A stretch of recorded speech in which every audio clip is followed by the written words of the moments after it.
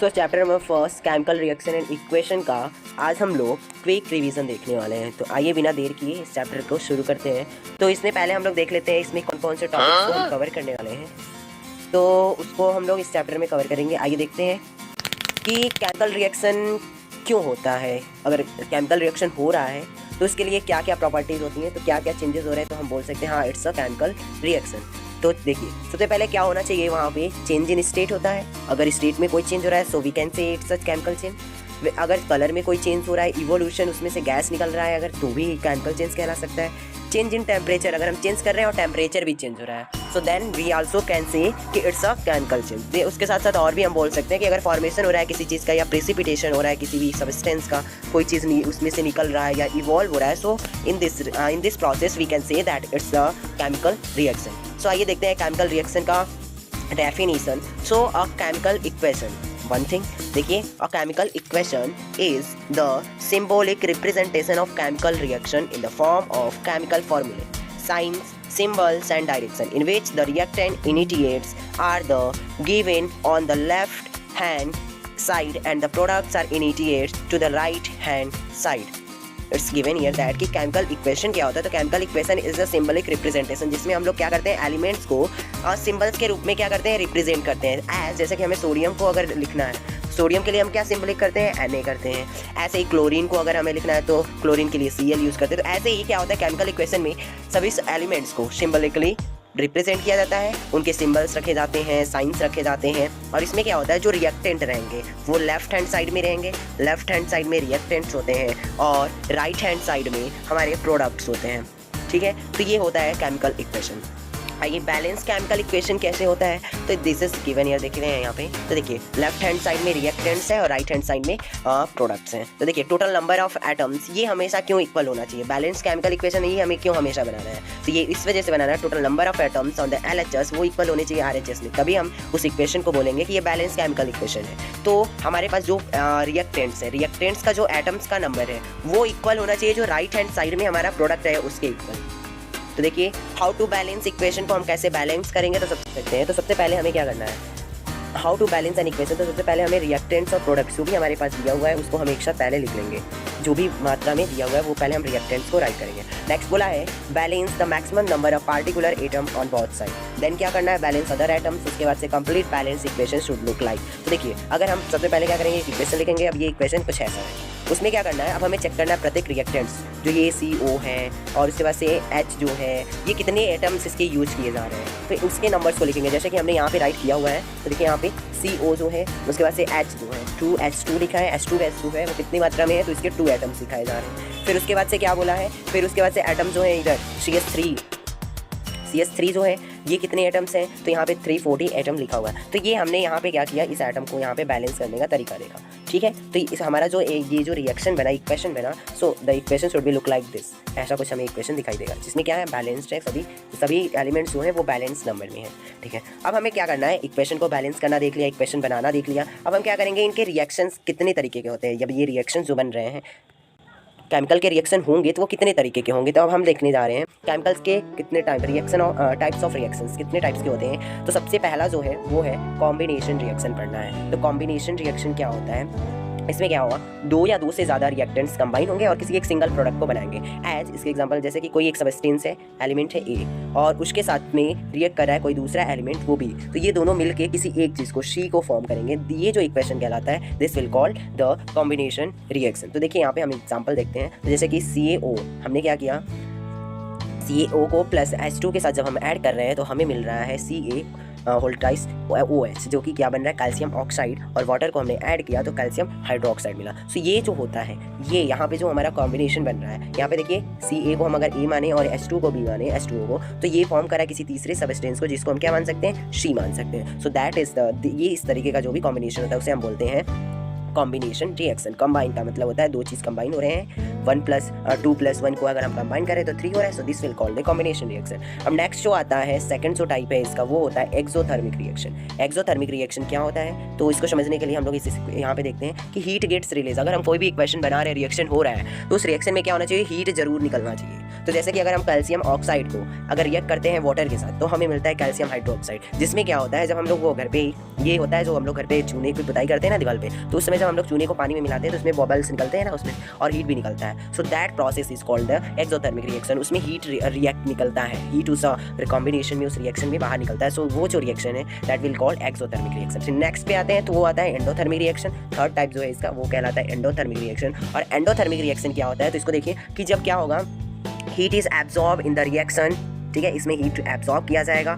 Very few combination reaction, ये बहुत ही कम reaction होता है जिसमें एंडोथर्मिक रिएक्शन पाया जाता है। तो इसके एग्जांपल में देखेंगे क्या होता है कि अभी हमने एक्सोथर्मिक में देखा तो जो हीट था वो बाहर निकल रहा था, बट यहाँ पे क्या होगा, हीट हमें उसके अंदर दिखाई देगा, ठीक है, एब्जॉर्ब किया जाएगा हीट और वो हमें दिखाई पता चलेगा। देखिए इसका एग्जाम्पल जो होगा वो रिएक्शन ये है, ठीक है, N2 को हमने जब O2 के साथ रिएक्ट कराया तो हमें मिला N2O हमें मिला, तो दैट विल फॉर्म्स, यहाँ पे ये बनाता है जो फॉर्म कर रहा है N2O इज द गैस, जहाँ पे क्या करा है इसने एब्जॉर्ब किया है और थोड़े से हीट को, इस प्रोसेस को बोलेंगे एंडोथर्मिक रिएक्शन। फिर नेक्स्ट जो आता है वो होता है डिकम्पोजिशन रिएक्शन। ये जो रिएक्शन होता है ये बिल्कुल हमारे कॉम्बिनेशन रिएक्शन के अपोजिट होता है। कॉम्बिनेशन रिएक्शन में हम दो चीज़ों को ऐड कर रहे थे, यहाँ पे क्या होगा, यहाँ पे दो चीज़ें हमारे टूट जाएंगी। कोई एक सबस्टेंस है, मान लो हमारे पास था 5, अब हमने 5 को क्या कर दिया, दो नंबर्स में तोड़ दिया, तो 3+2 कर सकते हैं। तो ये जो प्रोसेस है डिकम्पोजिशन रिएक्शन, जो हमारा कॉम्बिनेशन रिएक्शन है उसके जस्ट अपोजिट होता है। तो इसमें क्या होगा, single reactants break into similar several simple products में ये ब्रेक हो जाएगा। तो देखिए एग्जाम्पल इसका हम अगर देखते हैं तो एग्जाम्पल में आता है, तो देखिए यहाँ पे फेरस सल्फेट हमारे पास है, पहले हमारे पास फेरस सल्फेट है। अब जब हमने इससे रिएक्ट करा तो हीट हमने जब प्रोवाइड किया तो हमें मिला फेरिक ऑक्साइड और उसके साथ साथ हमें लाइमस्टोन यहाँ पे सल्फर डाइऑक्साइड और सल्फर ट्राइऑक्साइड हमें प्राप्त हुआ। यहाँ पे देखिए फेरिक ऑक्साइड पहले मिला और सल्फर डाइऑक्साइड और सल्फर ट्राइऑक्साइड हमें प्राप्त हुआ। तो ये जो रिएक्शन है, अभी हमारे पास तो था बस फेरस और सल्फेट था, बट वो आपको तोड़ता है और 3 पार्ट में कन्वर्ट कर लिया है। तो ये प्रोसेस कहलाता है डिकम्पोजिशन रिएक्शन। नेक्स्ट हम लोग इसके बाद से पढ़ते हैं वन थिंग मोर, यहाँ पे कुछ थोड़ा दिया है, all decomposition reaction are endothermic, they absorb heat. जो भी डिकम्पोजिशन रिएक्शन होंगे ये हमेशा एंडोथर्मिक रिएक्शन भी कहला सकते हैं, क्योंकि जब हम लोग इनको तोड़ेंगे तो इट विल टेक हीट, जो कि क्या करता है, हीट एब्जॉर्ब करेगा तब वो टूटता है, तो ये फॉर्म करता है हमारा एंडोथर्मिक रिएक्शन भी हम इसे बोल सकते हैं। इसके बाद से आता है डिस्प्लेसमेंट रिएक्शन। डिस्प्लेसमेंट रिएक्शन में ये होता है कि जो डिस्प्लेसमेंट रिएक्शंस होते हैं, जो मोर रिएक्टिव मेटल रहेगा, ठीक है, वो डिस्प्लेस कर देगा लेस रिएक्टिव मेटल को in their compound in aqueous solution. जैसे कि लेस रिएक्टिव जो होता है वो मेटल्स को कैनॉट डिस्प्ले कर सकता है। इस वजह से जैसे यहाँ पे हम एग्जांपल देखते हैं तो हमारे पास था कॉपर सल्फेट को हमने जब जिंक के साथ रिएक्ट किया तो यहाँ पे जो जिंक है, zinc is more reactive than copper sulphate. तो क्या करता है, जिंक जो रहता है कॉपर सल्फेट को, कॉपर को डिस्प्लेस करके रिप्लेस कर देता है और अपने आप को बना लेता है जिंक सल्फेट और यहाँ पे छोड़ देता है कॉपर को अलग कर देता है। सो ये जो प्रोसेस होता है डिस्प्लेसमेंट रिएक्शन कहलाता है। फिर हम पढ़ेंगे double displacement reaction. So double displacement reaction is also वैसे ही होता है जैसे डिस्प्लेसमेंट रिएक्शन है, बट यहाँ पे क्या रहेंगे, जो दोनों रहेंगे ना, दोनों मेटल्स जो रहेंगे वे एक दूसरे को डिस्प्लेस कर देंगे। जो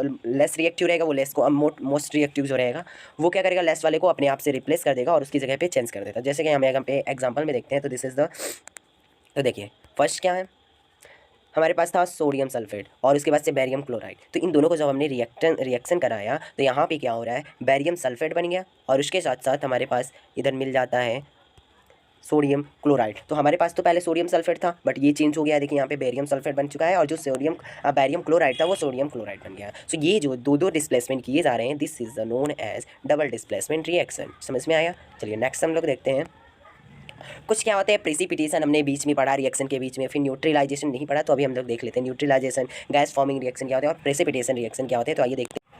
तो डबल डिस्प्लेसमेंट पहले हम देख लेते हैं, डबल डिस्प्लेसमेंट रिएक्शन समझ में आया। अब हम लोग देखते हैं प्रेसिपिटेशन रिएक्शन क्या होता है। तो जब भी क्या होगा, किसी भी एक्वस सॉल्यूशन में जब 2 कंपाउंड्स रिएक्ट करेंगे, एक्सचेंज करेंगे देयर रेस्पेक्टिव आयंस को, तो इसमें क्या होता है, one product is form insoluble salt and appears in the form of precipitate, then the reaction is said to be precipitation reaction. जब भी हम क्या करेंगे, दो रिएक्शन कराते हैं तो कभी कभी कोई इनसॉल्युबल फॉर्म में यानी कि सॉल्ट फॉर्म में कुछ भी वहाँ पे एज नीचे एज अ सॉल्ट फॉर्म में वहाँ पे मिलता है, तो दैट विल बी फॉर्म जो भी होता है वो प्रेसिपिटेशन रिएक्शन होता है। प्रेसिपिटेशन रिएक्शन में क्या होगा, सॉल्ट फॉर्म होगा। जैसे कि हम लोग यहाँ डबल सॉल्ट डिस्प्लेसमेंट में ही देख लेते हैं। तो यहाँ पे जो हमें ये बैरियम सल्फेट मिला और सोडियम क्लोराइड मिला, this both are precipitation reaction. ये पूरा रिएक्शन ही प्रेसिपिटेशन रिएक्शन है। इसमें हमें जो ये दो मिले हैं बैरियम सल्फेट और sodium chloride, this both are the salt, और ये कहला सकता है प्रेसिपिटेशन रिएक्शन। नेक्स्ट देखते हैं न्यूट्रलाइजेशन रिएक्शन। ये होता है कि जब हम एसिड सॉल्यूशन को हम रिएक्ट करेंगे किसी बेस सॉल्यूशन के साथ, तो वो two changes their respective ions को चेंज करने के लिए हम जब रिएक्ट कराते हैं किसी बेस को किसी एसिड के साथ, तो they will form a salt water as a product. तो ये फॉर्म भी करता है न्यूट्रलाइजेशन रिएक्शन। तो इसमें क्या होता है, हमने सॉल्ट फॉर्म होगा,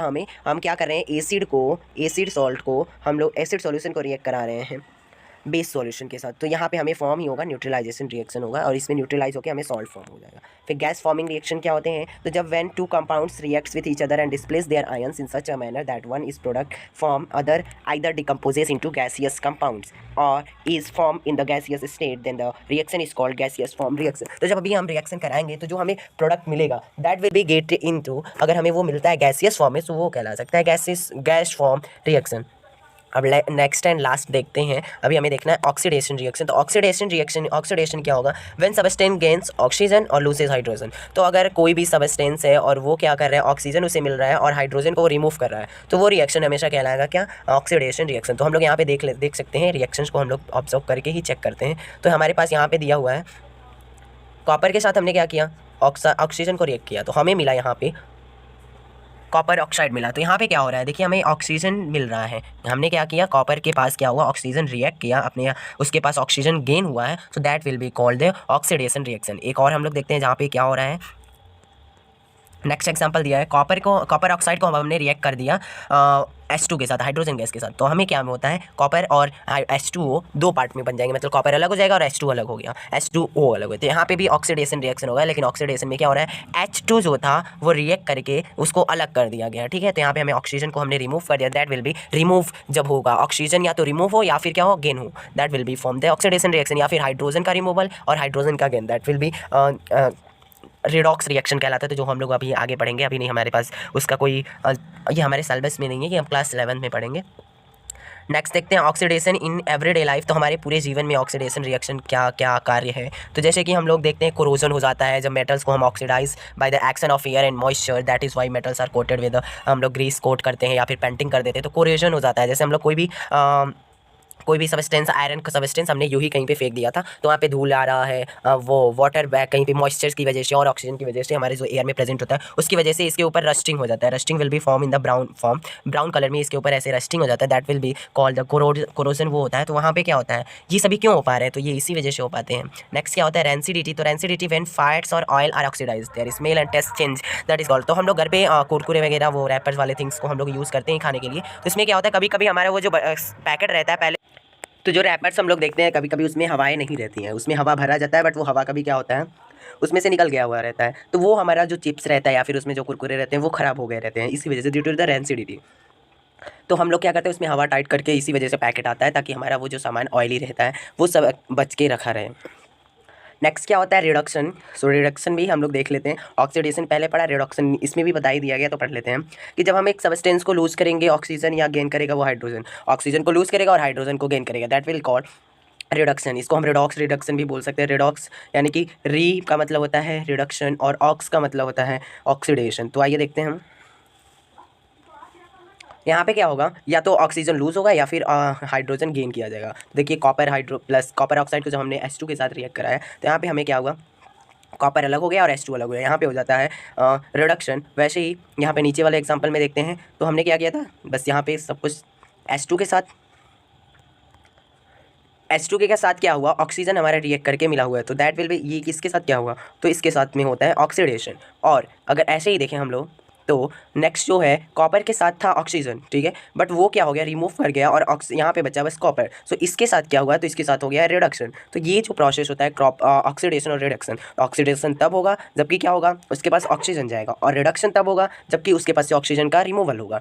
और भी क्या हो सकता है, तो अगर ऑक्सीजन उसके पास से हटता है that will be form reduction, और उसके पास से अगर H2O मतलब हाइड्रोजन गैस है उसके पास से आता है तो that will also called the reduction. तो हमें क्या करना है, ये हमारा क्विक रिवीजन जो सीरीज़ था इस पहले चैप्टर का वो कंप्लीट हो गया है। हम लोगों को क्या करना है, इस चैप्टर के अब MCQ देखने हैं, तो इसके MCQ सीरीज़ आपके आ गए हैं हमारे चैनल पे, आप जाके वहाँ पे देख सकते हैं।